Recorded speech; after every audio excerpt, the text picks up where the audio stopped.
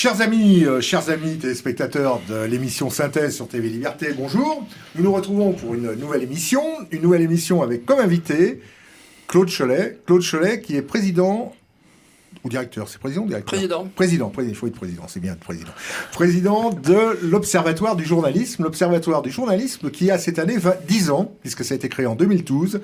Et c'est une organisation qui fait un travail remarquable d'observatoire, comme son nom l'indique, les mots ont un sens, et qui veille un petit peu à redresser la vérité sur bien des sujets. Et Dieu sait que la profession de journaliste en France, ou ce que l'on appelle journaliste souvent, est beaucoup plus occupée à défendre les intérêts d'un système que de faire un travail objectif, si tant est que ça puisse exister, et en tout cas un travail non conformiste. Voilà. Alors Claude, vous allez nous parler, on va parler de logis, on va parler d'un livre que vous venez de sortir sur la DICRA, c'est ça,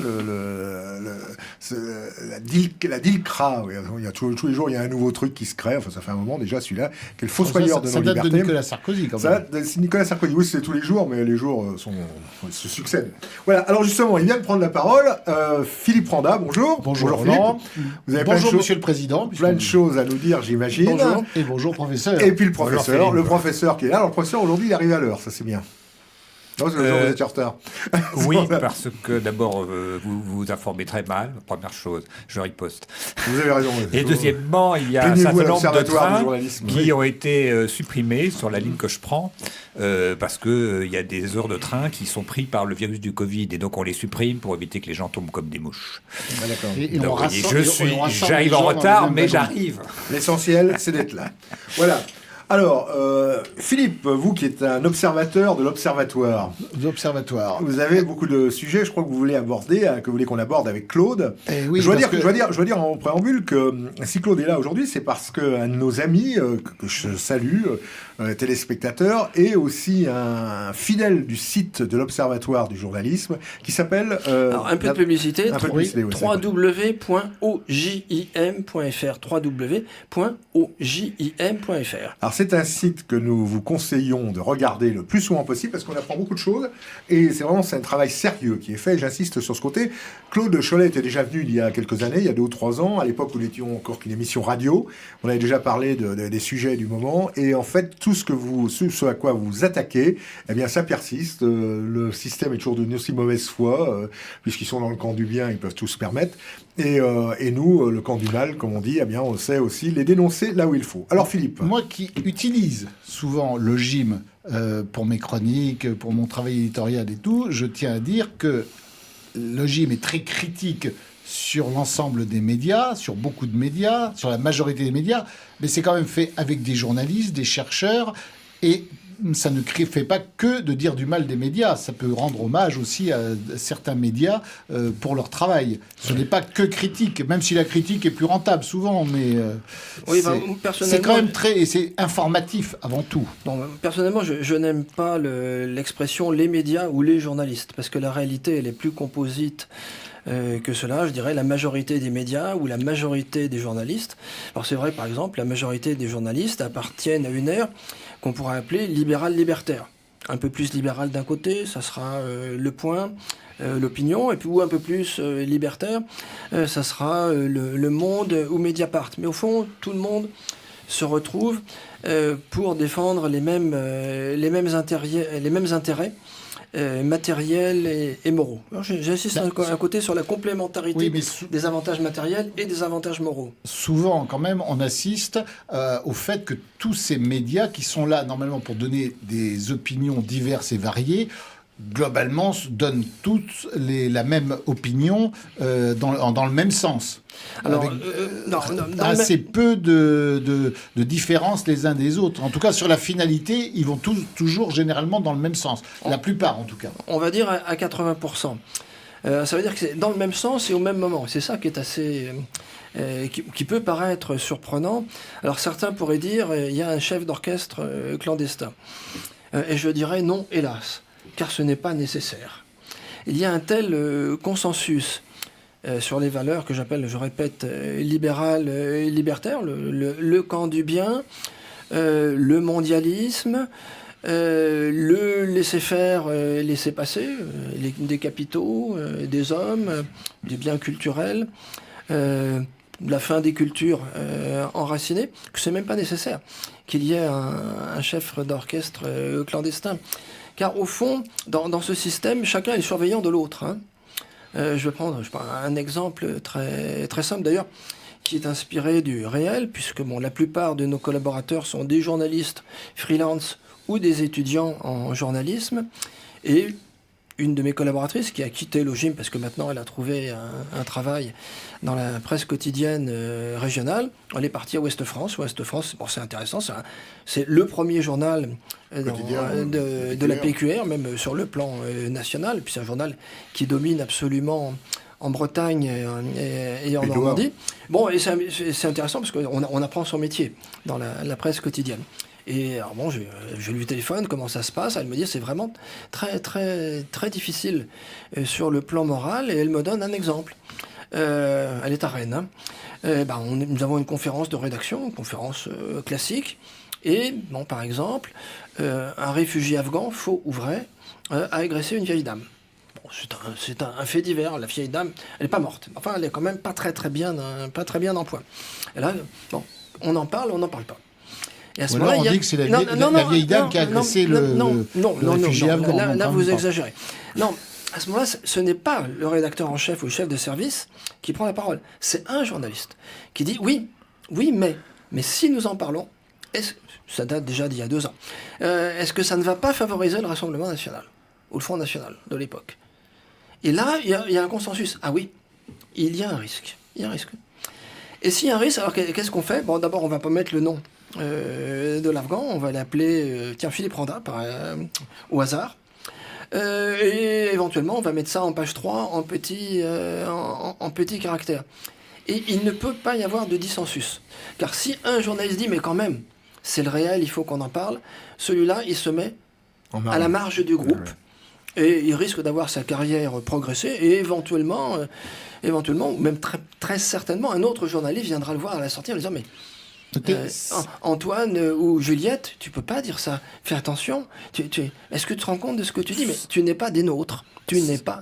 C'est pas le plus grave de dire que Philippe Randa a agressé une vieille dame. C'était vous, en fait, finalement. Oui, le risque, c'est quand même qu'on dise que Philippe Randa a fait un sourire à une jeune fille dans la rue, parce que là, le hashtag MeToo vous tombe dessus, balance ton porc, l'agression sexuelle, c'est terrible. Là, je vous laisse la responsabilité de vos propos. Donc, agresser les vieilles dames, ça sent le vécu. C'est pas trop grave. C'est ça. Vous ne croyez pas qu'il y a... en fait, tout ça, c'est un peu aussi beaucoup l'autocensure aussi. C'est-à-dire que beaucoup de journalistes voient bien la réalité, voient bien ce qui se passe autour d'eux. Vous parlez de cette histoire de Rennes, mais il y en a tous les jours, des histoires comme ça, et dont quand on veut absolument appeler personne qui porte un nom dont je ne dirais pas, ou un prénom que je ne dirais pas, et on veut l'appeler Jean, Pierre, Paul ou Vincent, c'est parce qu'il y a une volonté réelle de vouloir tout de suite faire de l'autocensure. On ne veut pas affirmer les choses telles qu'elles sont. Il faut absolument rester dans les clous du politiquement correct. La censure, la pire, c'est l'autocensure. Et la censure réelle, elle existe relativement peu. Le fait enlever les mots de la bouche, mais vous savez qui a dit cette phrase si vraie? La première des censures, c'est l'autocensure. C'est l'historien Jean-François Cap. Rendons hommage à Jean-François Cap. C'est rarissime que le propriétaire intervienne. Il intervient pratiquement jamais. Et quand il intervient, c'est toujours de manière indirecte. Ou le directeur de la publication, ou le rédacteur en chef. Non, très certainement, c'est le journaliste d'à côté, votre voisin d'ordinateur, qui vous surveille. Et qui intervient éventuellement dans le sens du politiquement correct pour se dédouaner lui-même à l'avance. Pour dire, attention, moi, peut-être au fond qu'il est d'accord avec ce que vous allez dire. Et c'est ça, c'est le pire. Et il va dire, oh là là, si je peux être soupçonné, le moyen de ne pas être soupçonné, c'est de dénoncer ou de mettre de côté mon petit camarade qui, lui, risque d'être politiquement incorrect. Donc, c'est le panoptique, vous savez, de Bentham, où une personne surveille l'ensemble. Et que vous vous rappelez, il y a quelques mois, où Yvan Rioufol du Figaro avait fait un article, je ne sais plus quel était c'est le syndicat des journalistes de son journal qui l'a attaqué, quoi. C'est le monde à l'envers, à la limite que ce soit d'autres journalistes, mais que ce soit le syndicat qui... Ce qui est terrible, c'est que la plupart des journalistes, généralement, sont toujours là en parlant de leur droit à l'information, que l'information permet tout à tous les droits. Et là, c'est le contraire, c'est qu'ils ne veulent pas justement donner l'information au risque que politiquement ce soit très incorrect et ça puisse servir. Aussi, en faisant ça, ils sous-entendent que les seuls qui se battent contre l'insécurité, c'est les gens du Rassemblement national, en l'occurrence, ou des gens de ce bord-là, quoi. Oui, alors ça, c'est d'une manière quand même très indirecte et quand même très dissimulée. Mais pour reprendre effectivement l'expression de Roland, je reviens à cette histoire, c'est l'autocensure qui domine. À tel point, d'ailleurs, quand on voit l'acharnement depuis 4 mois ou 5 mois de l'ensemble, une grande partie en tout cas, de la majorité des journalistes contre Éric Zemmour, n'est-ce pas dû aussi au fait qu'Éric Zemmour vient de leur sérail, des journalistes, et qui ne supportent pas ou qui sont extrêmement agressifs à son encontre, parce que justement, lui, Éric Zemmour aurait tenu un garage automobile ou une école ou que sais-je encore, ou aurait été avocat ou une toute autre profession. Est-ce qu'il aurait été autant attaqué que le fait qu'aujourd'hui, le journaliste connu en France, c'est Éric Zemmour, qui est bien plus connu que beaucoup d'autres journalistes, c'est parce qu'il a crevé l'écran, tout simplement. Et le fait, évidemment, de sa candidature à l'élection présidentielle, de ce côté-là, n'arrange pas forcément les choses et entretient l'agressivité de ses confrères d'hier. Il faut d'ailleurs rappeler que le SNJ, le syndicat national du journaliste du Figaro, a réclamé son exclusion du Figaro. Oui. Ce qui est quand même relativement un peu comme ce que disait le professeur tout à l'heure sur Yvan Rioufal. Alors je pense qu'effectivement, il y a une partie de dépit amoureux et d'envie. De jalousie. La jalousie, c'est le sentiment, un sentiment très, très répandu, et qui n'incite pas ni à la bienveillance, ni à l'honnêteté. Quand vous êtes un journaliste moyen, même peut-être de talent, mais qui n'a pas la notoriété d'Éric Zemmour, il y a un sentiment de dépit, un sentiment de jalousie qui peut se transformer dans certains cas en haine pure et simple. Certainement, c'est une des raisons. Oui. Alors, Claude Cholet, vous venez de publier donc aux éditions de la Nouvelle Librairie la DILCRA, Fossoyeur de nos libertés.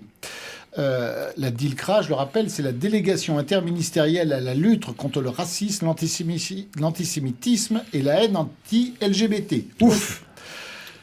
Ça date, comme je le rappelais tout à l'heure, de Nicolas Sarkozy. C'est pas une unité qui est allée combattre en Ukraine, ça ? Non, pas du tout. C'est pas encore. Je confondais. Non, les LGBT vont pas. Enfin, peut-être, ils vont peut-être envoyer une unité. Ils vont chercher leurs enfants dans les usines. Donc, en fait, c'est quoi la DILCRA ? C'est un mouvement, une organisation rivale de l'historique LICRA. D'abord, c'est un bidule que personne ne connaît, mais c'est un bidule ou un machin, comme vous voudrez, malfaisant. Et qui, comme vous le rappelez, a été créé par Nicolas Sarkozy en février 2012, 3 mois avant d'être battu. Et à ce moment-là, il crée un poste qui s'appelle le poste de délégué à la lutte contre le racisme et l'antisémitisme. Et la haine anti-LGBT ? Non, pas du tout. Non, vous allez trop vite. Ça viendra après. Et il est rattaché au ministre de l'Intérieur, qui est Claude Guéant, à l'époque. 3 mois plus tard, Nicolas Sarkozy est battu. Hollande est élu. En 2014, François Hollande transforme ce poste de délégué en délégation, et en 2016, il rajoute le H. C'est-à-dire que ça devient la délégation contre le racisme, l'antisémitisme et la haine anti-LGBT, rattachée non plus au ministre de l'Intérieur, mais au Premier ministre. Ça devient un comité interministériel. Et le terme interministériel est intéressant, parce que ça veut dire que cet organisme, c'est en gros une trentaine de personnes, 8 millions d'euros de budget, c'est quand même pas négligeable, peut intervenir dans tous les ministères. Que ce soit, je sais pas moi, la culture, la pêche, l'éducation, la défense, la police, l'outre-mer ou la pêche aux moules. Ils sont omniprésents pour dénoncer donc ce... Alors, non seulement pour dénoncer, mais surtout pour éduquer. La DILCRA intervient dans les écoles de gendarmerie, dans les écoles de police, à l'école nationale de la magistrature, à l'éducation nationale. Je pourrais vous continuer la liste. Alors, et c'est un rôle... c'est ce qu'on appelle un lobby, quoi, finalement. Alors non, c'est pas un lobby, parce que là c'est un organisme gouvernemental et qui dépend de l'État, qui est tout à fait officiel. Mais qui a la même finalité d'influence et de pression, quoi. Et qui va un petit peu plus loin, puisque la DILCRA, par exemple, a été un agent actif à chaque fois qu'Éric Zemmour a été mis en examen. C'est-à-dire que fait partie d'une des organisations, ce n'était pas la seule, à saisir le procureur de la République en disant telle déclaration de M. Zemmour est contraire à la discrimination, ceci, cela, etc. Bon, c'est un point parmi d'autres. Mais il y en a d'autres. La DILCRA a le pouvoir de saisir les préfets. C'est-à-dire chaque préfet, en théorie, je ne suis pas capable de vous dire si les 95 ou 100 préfets l'ont mis en œuvre, doit mettre en œuvre un CORA. Le CORA, c'est un comité d'organisation pour la lutte contre le racisme, l'antisémitisme et la haine anti-LGBT. Par département, qui va rassembler des ONG, qui va rassembler les services de l'État, qui va rassembler éventuellement la justice. C'est-à-dire qu'on va pouvoir saisir pénalement les tribunaux contre les contrevenants. Donc c'est une espèce de pieuvre avec des centaines de tentacules, puisque interministériels, ils peuvent aller partout, pour renforcer encore, je dirais, la lutte contre l'hydre. Alors l'hydre du racisme, de l'antisémitisme, etc., etc. Et je dois dire que ça a un peu changé, parce qu'au départ, c'était plutôt le racisme et l'antisémitisme, et en ce moment, c'est plutôt la lutte contre la haine anti-LGBT et les transsexuels. Et d'ailleurs, il y a eu même une directive de la DILCRA pour la défense des droits des transsexuels, qui a été adressée à la totalité des préfets, dont on pourrait imaginer qu'éventuellement ils ont autre chose à faire que ça. Mais peut-être chaque président veut imposer sa petite marque personnelle. Mais alors, en fait, dans la réalité, prenons sur effectivement la haine anti-LGBT. Je comprends que quelqu'un soit agressé à cause de ses mœurs, c'est tout à fait répréhensible, et il y a déjà, la justice intervenait avant. Mais ça va jusqu'où maintenant l'intervention de la DILCRA? Si c'est pour dire il ne faut pas s'en prendre aux transgenres, aux transsexuels, il ne faut pas les agresser. Oui, ça tombe sous le sens commun. Il n'y a pas besoin de la DILCRA. Il y a une justice pour ça. Est-ce qu'ils vont plus loin, je présume? Ça veut dire que la moindre plaisanterie, entre guillemets, discriminante, je rappelle, c'est ce que ça veut dire choisir, hein, est considérée comme un délit. Alors, je sais pas, moi, vous vous moquez un peu des Écossais qui sont avares, ou des Auvergnats qui sont malpropres, ou des Bretons qui sont boiteux, comme chacun le sait, ou des Papous avec leur charmant étui pénien, ou des personnes de petite taille que vous appelez nains. Vous allez être saisis non seulement par la défense des Papous, des Bretons, etc., mais aussi par la DILCRA qui va venir en justice.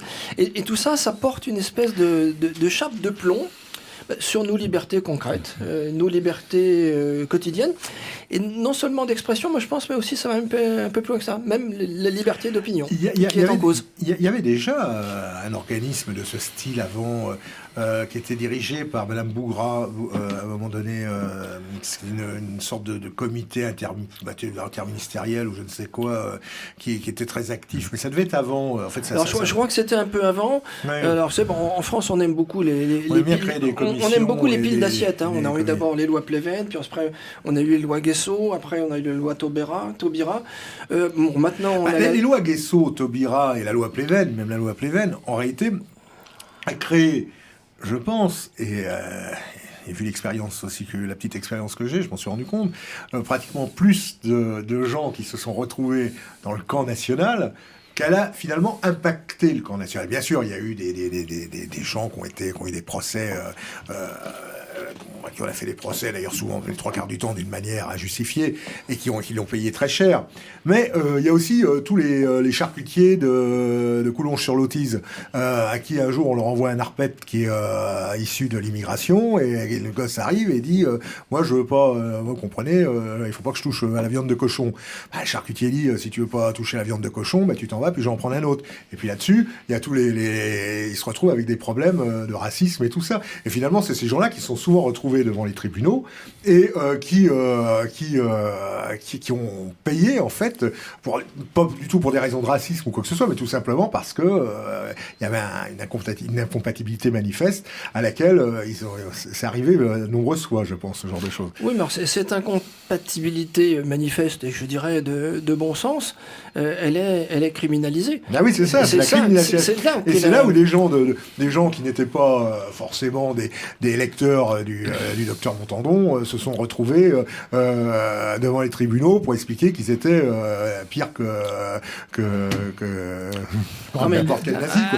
À vous entendre, vous me dites, enfin, c'est ce que je comprends à mi-mot, que au fond, ça favorisait d'une certaine manière le. Il y a des cas de gens qui sont retrouvés. Là, je crois que vous poussez le bouchon. C'est arrivé. Je dis que ça a favorisé le Front National. Je dis que ça a favorisé en tout cas les gens. Une autre histoire vraie d'une dame et sa fille qui tenaient une auberge dans un coin très très reculé du fin fond de l'Auvergne. Non, des Vosges.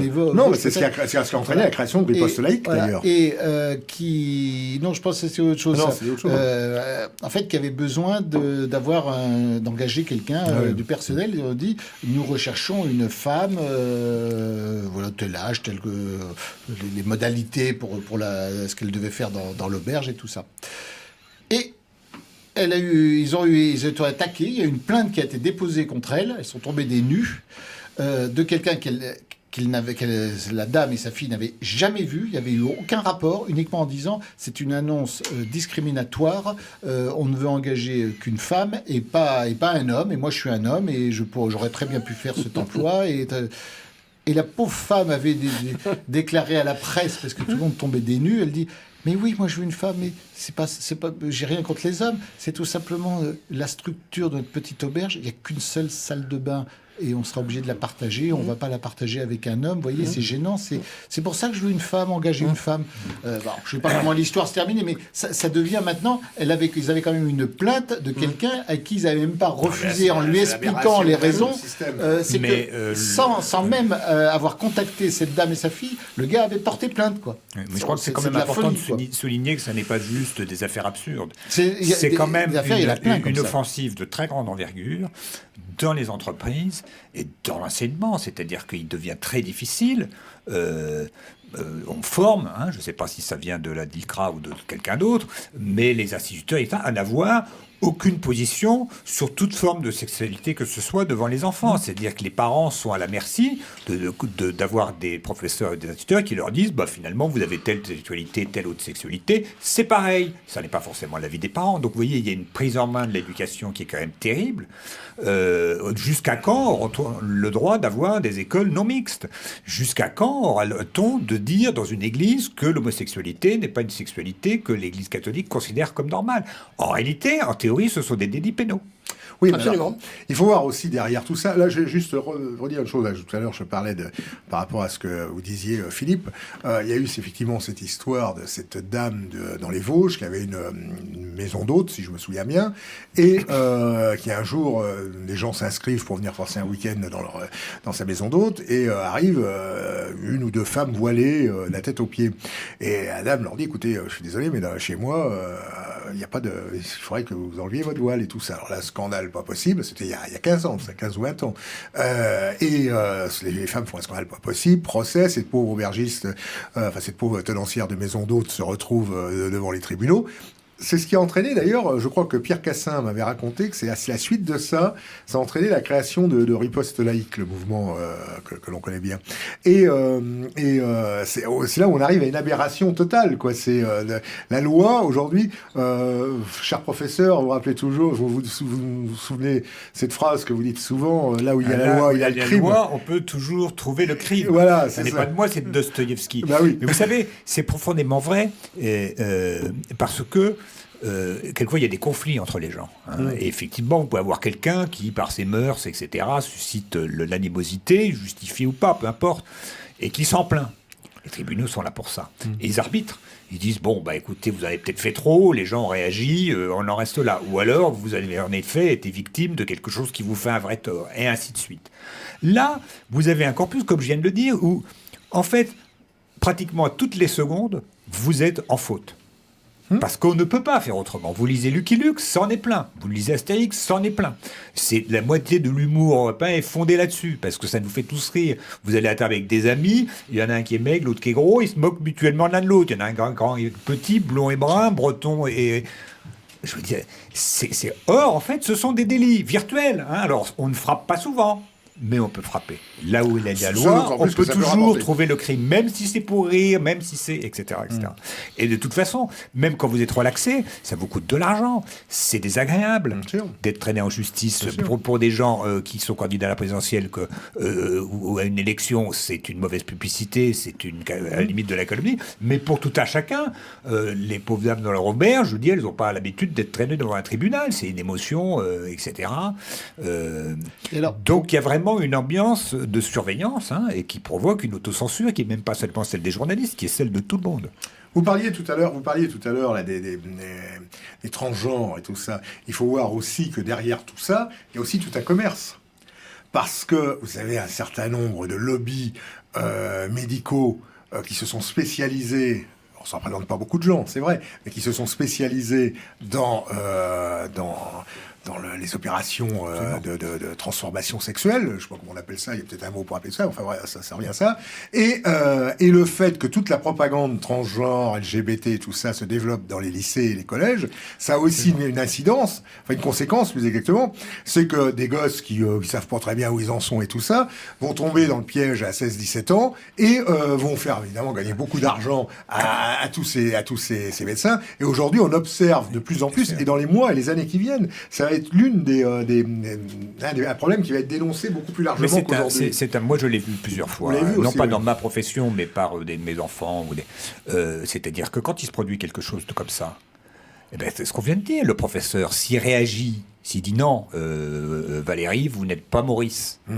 Pénal, c'est pénal. Ah ouais, c'est ça. Donc il dit rien. Donc les élèves, ils veulent pas non plus avoir l'air cloche, donc ils jouent le jeu.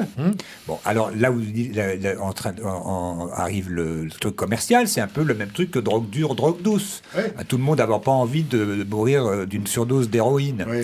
Donc on préfère un petit pétard. Là, on va pas vous charcuter, on va juste vous donner des hormones. Mais pendant des années, il y a un marché. Il y a un marché, c'est pas compliqué. Claude Cholet, pour en revenir à la DILCRA. La DILCRA est quand même en concurrence, en rivalité ou en soutien avec la LICRA, avec le MRAP, avec tous ces mouvements. Non seulement elle n'est pas en concurrence, tous ces gens s'entendent bien ensemble. Elle a même, il faut que je retrouve la page, elle a signé des partenariats avec la LICRA. Donc en fait, c'est qu'une association, la LICRA était quand même une association qui n'était pas du tout gouvernementale, rejoint là, via la LICRA, l'appui du gouvernement. Donc ça date du 12 octobre 2019, c'est pas si vieux que ça, lors des universités d'automne de la LICRA au Havre.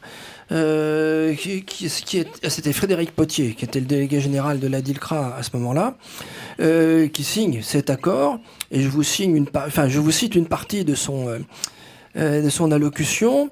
Nous avons ensemble quelques outils. D'abord, un appel à projet qui est doté de 2,3 millions d'euros et qui est piloté par les préfets. Moi, je vous encourage tous à saisir les préfets pour soutenir certaines de vos initiatives. C'est fait pour ça, pour que vos initiatives puissent être appuyées financièrement, moralement et politiquement par l'État. Fin de citation. Donc la DILCRA, elle vient en appui de SOS Racisme, de la LICRA, d'autres mouvements. Et je voudrais citer les conclusions d'une commission une commission parlementaire qui a remis un rapport en 2021 qui a remis 57 mesures pour lutter contre le racisme, l'antisémitisme et la haine anti-LGBT. Une de ces mesures, c'est d'augmenter le budget de la DICRA, de 8 millions à 10 millions d'euros. Puis après, il y en a 56 derrière. Qui sont les auteurs de ces deux rapports? Le premier, c'est une députée LAREM de l'Isère, Abadi, qui est membre d'ailleurs du comité central de l'AREM. Et le deuxième, c'est M. Robin Reda, qui est député de l'Essonne, ex-membre de Agir, le mouvement de Valérie Pécresse, et qui maintenant fait partie du comité riposte dans la campagne électorale de Valérie Pécresse. Donc d'un côté l'AREM, de l'autre côté LR, qui vont au fond dans le même sens sur le plan sociétal. Bon, c'est quand même intéressant à noter. Vous parliez de la LICRA. Ça va nous amener d'ailleurs à parler d'un autre sujet que nous voulions aborder aujourd'hui. Est-ce que vous connaissez les origines de la LICRA? Quand est-ce que la LICA, à l'origine, ça s'appelait la Ligue internationale contre l'antisémitisme avant de s'appeler la LICRA. Et est-ce que vous savez quand la LICA a été créée? Non, vous êtes plus savant que moi sur ce sujet. Écoutez, je vous invite à lire un livre qui s'appelle La France licratisée, qui a été écrit par Madame Anne Kling il y a une quinzaine d'années, une dizaine d'années à peu près. Et dans ce livre, tout est raconté. La LICA avait été créée dans les années 30, au moment de l'insurrection, enfin... La révolution qui avait eu lieu à l'époque en Ukraine, fomentée par comment s'appelait-il par les nationalistes ukrainiens, Petura, Stéphane Bandera, tout ça, et Petura, tout ça, qui était accusé évidemment d'être antisémite et tout ça. C'est à ce moment-là que la LICRA a été créée. On en arrive à l'Ukraine. Et au travail que l'Observatoire du journalisme a présenté récemment par rapport à toute la désinformation à laquelle on peut assister depuis maintenant quelques semaines. Je précise que cette émission est enregistrée quelques semaines avant sa diffusion. Enfin, ça n'aura certainement pas changé d'ici la diffusion de cette émission sur la désinformation qu'on a pu avoir en Ukraine. Donc peut-être que vous pourriez nous en parler un petit peu. Je crois qu'on peut faire plusieurs observations en prenant un peu de distance. Bon, la première, c'est que Vladimir Poutine a tué le Covid. Le 24 février, le Covid a disparu. Ça, c'est quand même extraordinaire. Du jour au lendemain, c'est vrai que la peur du Covid, tout ça. Mais une autre peur, qui est en gros avec les généraux remplacer les médecins. Avec globalement les mêmes arguments et les mêmes schémas de pensée pour terroriser la population, Troisième Guerre mondiale. C'est pas les mêmes arguments, c'est le même récit narratif. Oui, c'est ça. Un récit narratif remplace l'autre. Ça, c'est le premier point. Le deuxième point, je pense aussi que Vladimir Poutine a tué l'élection présidentielle française, qui ressemble maintenant à un roman photo. C'est un roman photo dont on pourrait quand même à peu près deviner l'image finale, même si rien n'est écrit. Troisième point, la propagande existe des deux côtés. Du côté russe et du côté de celui que j'appellerais américano-ukrainien. À ceci près que la propagande russe, elle existe en Russie. Et que chez nous, c'est la propagande américano-ukrainienne qui existe à 100%, mais de la même manière que dans le reste du monde. De même manière que la propagande russe est une propagande qui paraît ridicule, puisqu'en gros, il parle d'une opération militaire spéciale. On a la même chose. On a la même chose de l'autre côté. Les médias occidentaux sont interdits en Russie, mais les médias russes sont interdits chez nous. Oui, puisqu'on a supprimé Russia Today. Voilà, donc, on a un récit unanime. Quand il y a un récit unanime, je crois qu'il faut toujours s'interroger. Et dans un éditorial, on fait très peu d'éditoriaux, mais là pour une fois, on s'y est mis. Je disais au lecteur, il faut se méfier de l'effet volière. Quand vous rentrez dans une volière avec des oiseaux, les oiseaux sont calmes. Vous tapez dans vos mains et tous les oiseaux s'envolent. Ce qui est intéressant, c'est pas d'observer les oiseaux qui s'envolent, c'est d'observer celui qui a tapé dans ses mains. Et là, on a l'impression que quelqu'un a tapé dans ses mains et que tous les oiseaux médiatiques qui vont, je sais pas moi, du Point au Monde en passant par le Figaro, Mediapart et le Petit Bleu des Côtes du Nord, vont exactement dans le même sens. Et on a l'impression qu'ils tournent en rond d'une manière affolée, d'ailleurs. Et en donnant toujours le même discours dans le même sens. Non, alors oui, c'est-à-dire que les résistants au Covid, ou les résistants à la piqûre, plus exactement, sont devenus les Russes, ou à peu près. C'est-à-dire qu'un ennemi a remplacé un autre, et une peur à remplacer une autre. C'est diablement malhonnête, mais c'est diablement efficace. Mais on entretient toujours les gens dans la même psychose de terreur. La maladie, la guerre, avant qu'on s'en lasse de la guerre en Ukraine et qu'on trouve autre chose. Oui, mais on peut faire, ça peut durer un certain temps. Puis, vraiment, il y aura toujours le Covid, ça a duré 2 ans. Bon, là, j'espère que la guerre en Ukraine ne durera pas 2 ans. On l'espère pour les Ukrainiens, en tout cas. Je pense que le gouvernement sait qu'elle ne durera pas et que du coup, on reparle déjà. Alors c'est pour après les élections, bien sûr. Moi, je suis absolument convaincu que le masque, le confinement et ce genre de choses et la vaccination obligatoire sont sur le tapis le lendemain de l'élection présidentielle. La petite chanson, ça fait déjà une semaine qu'on nous la chante. Macron est réélu, et maintenant, la technique, c'est de dire, c'est de faire parler des associations de professeurs et de gens de déprimés qui viennent dire comment vous supprimez le masque, mais nous, vous pensez pas à nous, etc. Et on va dire, les Français réclament de garder le masque, on va leur accorder cette friandise. Ou alors, ça peut Faudra dire merci. Ou ça peut être un discours, effectivement, qui prévoit, entre guillemets, la rentrée, septembre, si les choses se passent mal, parce qu'on pourrait imaginer, vous mettez tous les pointillés que vous voulez, que l'abstention soit massive à l'élection présidentielle, que Macron soit réélu, ce dont personnellement je suis tout à fait persuadé, mais très mal élu, c'est-à-dire non pas avec 20% du corps électoral, mais peut-être 10 ou 12, et qu'ensuite que les choses ne se passent pas si bien que ça, et auquel cas le retour à la peur du Covid, le retour au masque et à une certaine forme de régulation sociale pourrait être bien utile. Alors, il y a quand même une chose, puisqu'on en revient... Je suis content qu'il y ait une petite note de pessimisme dans cette émission. Parce que, ah bon parce vous nous trouvez trop optimiste. Mais oui, Roland, il a toujours l'air content. Alors, voilà. Oui, si j'étais pas même lui, il s'attriste, là. Bien, ici, on assiste au moins à un endroit où tout le monde n'est pas forcément d'accord sur les choses. Il y a, quand même, pour en revenir aux médias, vous citiez le cas de vos collaboratrices, effectivement, qui nous a rapporté qui vous a rapporté qu'il y a une information qu'ils ont tue de peur que ça favorise un courant politique. Mais dans les entretiens que cette collaboratrice ou d'autres, ou que vous pouvez avoir avec des journalistes, est-ce que vraiment on ne sent pas parfois des malaises dans les rédactions pour cette pensée unique et d'être obligé d'eux, ou vous pensez que non, c'est normal, on leur donne une opinion qui doit être la seule, et qu'ils en sont eux-mêmes convaincus que forcément c'est la seule qu'on donne, donc c'est la bonne. C'est l'opinion du camp du bien. D'abord, moi je ne fais pas de psychanalyse. Comment voulez-vous que je sache dans une rédaction ceux qui éventuellement ne disent rien, mais pourraient penser... Je vais vous dire pourquoi je vous dis ça. Pourraient penser quelque chose, c'est-à-dire qu'ils n'osent pas l'exprimer. Je pense que vous vous rappelez tous du dessinateur Conque, que je salue d'ailleurs parce qu'il est toujours vivant, même s'il ne dessine plus. Mais le dessinateur Conque qui a fait les dessins du Figaro, de l'événement du jeudi à l'époque, puis ensuite... Qui était un des meilleurs. Qui était un des meilleurs, qui était reconnu, voilà.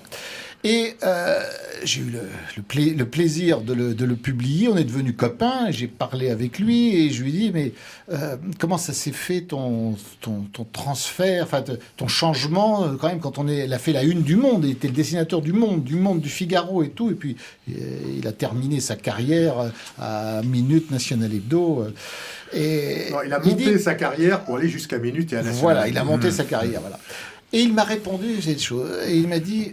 tu vois, à l'époque, il avait tous les honneurs. C'était le grand dessinateur reconnu par tout le monde. Et il se battait contre le mal absolu, le Front National et tous ces gens abominables et tout ça. Et puis, petit à petit, il voyait bien que les informations qu'il traitait, qu'on lui donnait, ça lui plaisait de moins en moins. Et il dit, j'ai eu un sentiment, c'est lui qui s'exprime comme ça, j'ai eu un sentiment que... Attention, je risquais, en mettant en cause la pensée unique, d'être projeté dans le camp du mal, de me retrouver dans le camp du mal où je serais là, totalement dédiabolisé et tout. J'ai résisté à ça parce que j'avais compris, je sentais confusément que j'allais tout perdre. Et un jour, il a basculé parce qu'il n'en pouvait plus. Est-ce que vous ne pensez pas quand même qu'il y a beaucoup de journalistes qui ont conscience que les choses qu'ils racontent, cette pensée unique comme ça, ce rouleau compresseur de la pensée, c'est lourd, mais que si jamais, effectivement, ils se rebiffent, ils vont disparaître, ils vont être éliminés professionnellement. Je vais vous répondre par une expérience personnelle. Bon, je n'y vais plus maintenant parce que c'est trop convenu, mais pendant des années, j'ai participé à tous les congrès de journalistes. Hein. Il y en avait plusieurs par an, et à chaque fois, je posais une question en disant « Bonjour, Claude Cholet, Observatoire du journalisme », une question qui n'était pas une question convenue et qui pouvait être éventuellement une question désagréable. Systématiquement, à la fin, il y avait 3-4 personnes qui venaient me voir en disant « C'est bien, continuez, vous avez entièrement raison, c'est ça qu'il faut faire, mais surtout, vous ne me citez pas !» Ah oui. Donc, c'est-à-dire que il y avait manifestement une minorité qui était révulsée, mais qui était aussi terrorisée à l'idée quand même de perdre son boulot. Hein. C'est ça quand même la réalité. Et je m'aperçois dans les relations que j'ai avec les journalistes en ce moment, il y a vraiment 2 cas. Il y a ceux qui ont fait une école de journalisme. Et ceux-là, c'est même pas la peine. De toute façon, ils vont pas me serrer la main, ils vont même pas me parler, parce que bon, c'est le diable. Et ceux qui ont plutôt fait des études littéraires, histoire, littérature, sciences politiques, ce que vous voulez. Leur métier sur le tas. Qui ont une bonne culture générale.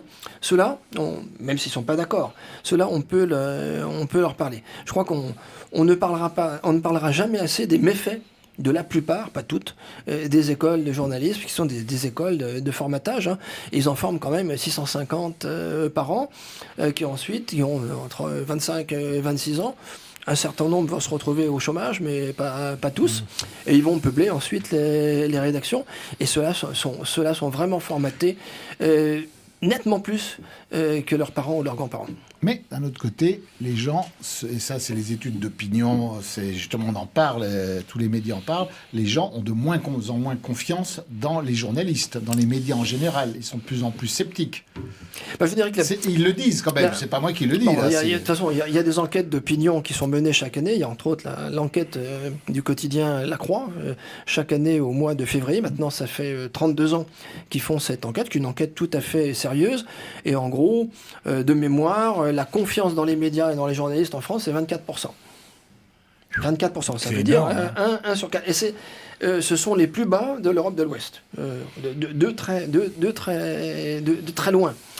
Ça en dit beaucoup. Mais le paradoxe, je reviens au congrès des journalistes, l'antienne et le refrain étaient toujours le même. Vraiment, les gens n'ont pas confiance en nous. On ne comprend pas pourquoi, parce qu'on est tellement bien. On est tellement honnête et on est tellement gentil. Donc c'était le mur des lamentations. Mais il n'y avait pas de remise. Mais il n'y avait pas de remise en cause, sauf dans certains cas, je dirais, de sa propre attitude et au fond de la manière de pratiquer son métier. Mais il y a quand même aussi tout ce que l'on a pu. On peut remonter jusqu'à la Roumanie, on s'appelait Timișoara et tout ça, Ceausescu, toute la désinformation qu'il y a dans la guerre du Golfe, la première, la deuxième, que l'on voit aujourd'hui même en Ukraine, il y a quelques jours, quelques semaines, ces sacs que l'on montrait avec des morts dedans, à un moment donné, il y a un mort qui sort de là, tout ça, et tous ces gens qui sont là en train qui prennent l'air contrit en expliquant tout ça, ils se rendent bien compte qu'ils racontent que des bêtises sur des tas de choses. Et c'est ce qui explique qu'aujourd'hui, plus personne, les 3/4 des gens ne croient plus dans leur sornette. Et ils ne se posent pas de questions, ils sont pas envie de se poser des questions. Moi, je suis certain qu'ils n'osent pas se poser des questions. Je suis certain qu'il y en a certains, quand même, dans leur fort intérieur, doivent se poser. Mais se poser la question, c'est déjà commencer à trahir, c'est commencer à passer de l'autre côté. Parce que je me rappelle un truc qui m'avait sidéré, c'est lorsqu'on leur parle de Coluche et de Pierre Desproges, qui sont aujourd'hui reconnus à juste titre. Je suis le premier à admirer Pierre Desproges et Coluche, mais sur leur liberté d'expression, et que les sketchs de Pierre Desproges et de Coluche, aujourd'hui, ils ne pourraient plus dire la moitié de ce qu'ils disaient, se tomberaient. Alors là, ils auraient la dilcra sur le dos immédiatement. Et lorsqu'on le dit à ces médias que vous appelez des médias de grand chemin, effectivement... Une expression que je n'ai pas inventée, mais que je reprends volontiers. Qui est très jolie, qui est de Slobodan Despot. Et quand on leur dit ça, on dit « Ah oui, Coluche et Desproges, formidable, extraordinaire, des maîtres et tout. » Il dit « Oui, mais ce qu'il disait aujourd'hui, on ne pourrait plus... » Ah non, il ne pourrait plus le dire, bien sûr. Oui, mais justement, c'est un problème au niveau de la liberté d'expression.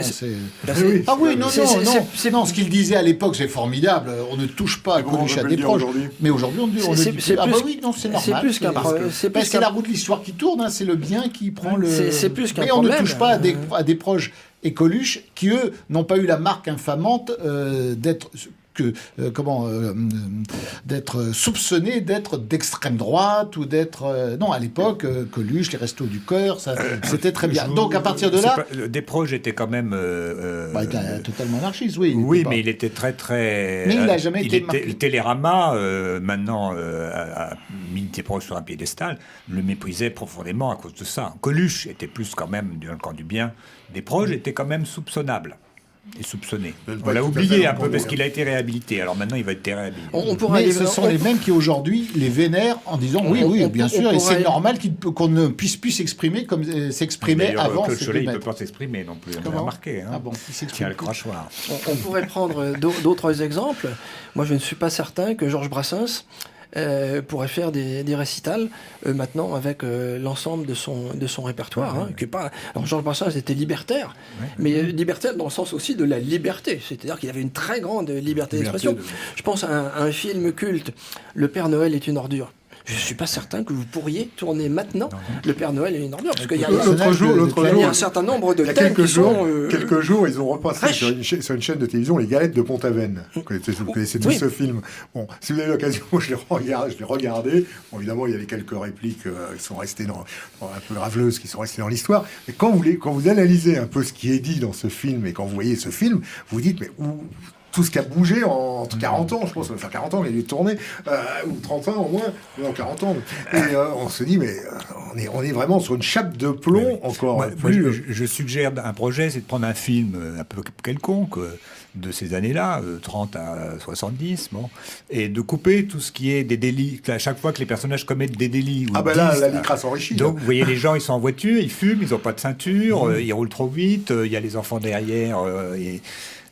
pratiquement, les gens on ferait la même chose, on sera en état d'être arrêté, et parfois pour des délits pénaux, pratiquement en permanence. Je vous rappelle qu'on a redessiné les aventures de Lucky Luke pour qu'il n'ait plus sa cigarette, mais qu'il ait son... C'était parce qu'il tombait aux États-Unis sous le coup de la loi pour la protection de la jeunesse. Donc c'était pour que ce puisse être vendu comme un livre pour enfants. Mais là, à la limite, pour la protection des enfants, on peut admettre, à la limite, c'est idiot, mais qu'il ne faut pas monter des gens qui fument, à la limite. Mais maintenant, c'est pour tout le monde. Et d'ailleurs, je ne suis pas sûr qu'il n'y ait pas des règles sur YouTube et tout ça. Si vous mettez une cigarette à la main, si on peut vous diffuser. Il suffit qu'il y ait quelques personnes qui disent ça va pas. Il n'y aura plus beaucoup d'interviews de Gainsbourg qu'on pourra regarder. Bon, l'exercice serait intéressant, parce qu'on pourrait peut-être voir qu'un film d'une heure et demie est réduit à 30 minutes. Le temps passe, mes amis, le temps passe, et il y a encore beaucoup de choses à dire sur l'Observatoire du journalisme, il nous reste quelques minutes. Alors, en guise de conclusion, Claude Cholet, qu'est-ce que vous... Dites-nous ce que vous avez. Alors, s'il y a une... D'abord, il n'y a pas de recette... Il n'y a jamais de conclusion. Il n'y a pas de recette miracle. Hélas. Mais s'il y a quand même quelques recommandations de bon sens. Bon, la première, jetez votre télévision. N'ayez pas la télévision. Si vous voulez voir telle ou telle émission à partir d'un ordinateur, vous pouvez la revoir ensuite. Je pense que la télévision est une drogue. Moi, ça fait plus de 10 ans que je ne l'ai pas. Et je vis beaucoup mieux. Je vis beaucoup mieux. Ça, c'est le premier point. Deuxième point, essayez de prendre la distance par rapport à tout ce que vous pouvez entendre, lire ou voir. Bon, nous savons très bien qu'en période de conflit, les bobards de guerre fleurissent. Au moment de la guerre de 14-18, les Français expliquaient que les Allemands coupaient les mains des petits Allemands, et les Allemands expliquaient la même chose, que les Français coupaient les mains des petits enfants. N'oublions pas, parce qu'on oublie très, très rapidement, les populations modernes sont sidérées parce que les choses vont tellement vite qu'elles deviennent amnésiques. N'oublions pas que le plus grand bobard de guerre, ou qui a préparé la guerre, c'est les déclarations de Colin Powell, je ne me rappelle plus, c'est 2002 ou 2003, à la tribune de l'ONU, qui agite un flacon en disant, vous savez, ça c'est de l'anthrax, et ça représente les futures armes de destruction massive de Saddam Hussein, qui ont occasionné l'invasion de l'Irak, et ensuite quelques millions de morts, et des vagues de migrants. Et et des vagues de migrants, et puis des millions de déplacés. Quand je lis, par exemple, et je lis ça maintenant quotidiennement dans les journaux, Poutine est responsable de la première guerre en Europe depuis 1945, c'est un mensonge éhonté.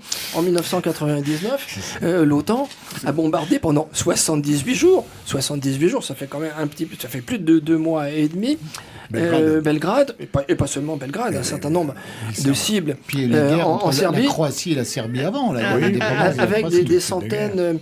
Des centaines de morts. Donc les mensonges sont partout. Les bombardent le Donbass, ça choque personne. Bon, mais il est certain que dans les 15 jours ou les 3 semaines qui se sont passées, ou un mois qui s'est passé depuis le début du conflit, je ne sais pas si le conflit va durer encore, je ne sais pas. Mais nous aurons de plus en plus de mensonges.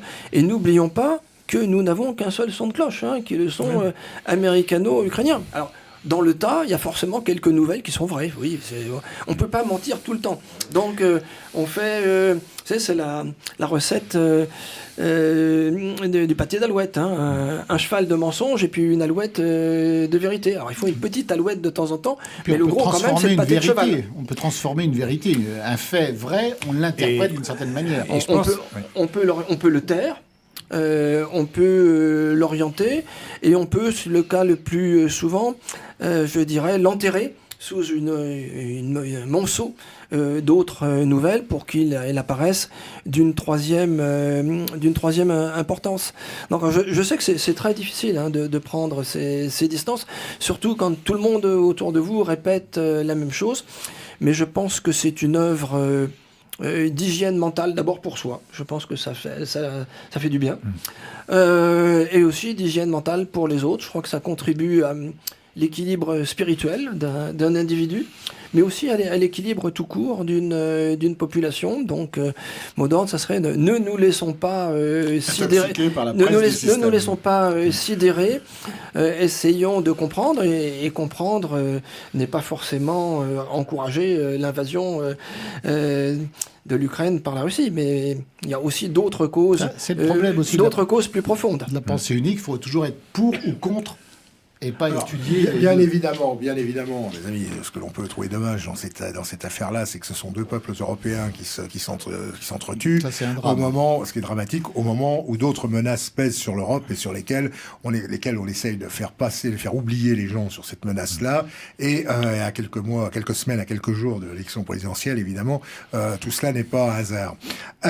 Claude Cholet, merci. Donc, conclusion, regardez TV Liberté, lisez la presse non conformiste et ne vous laissez pas intoxiquer par le syndicat des menteurs du système. Et lisez procurez-vous livre La Dilcra, Fossoyeur de nos libertés, aux éditions de la Nouvelle Librairie. Que l'on peut aussi aller acheter pour nos téléspectateurs parisiens directement à la Nouvelle Librairie, bien sûr. Pas très cher et très instructif. Voilà, merci beaucoup. Je vous remercie. Vous avez un dernier mot peut-être? Vous avez un dernier mot? Non, je vous remercie. Eh bien voilà. Eh bien, une prochaine émission, chers téléspectateurs.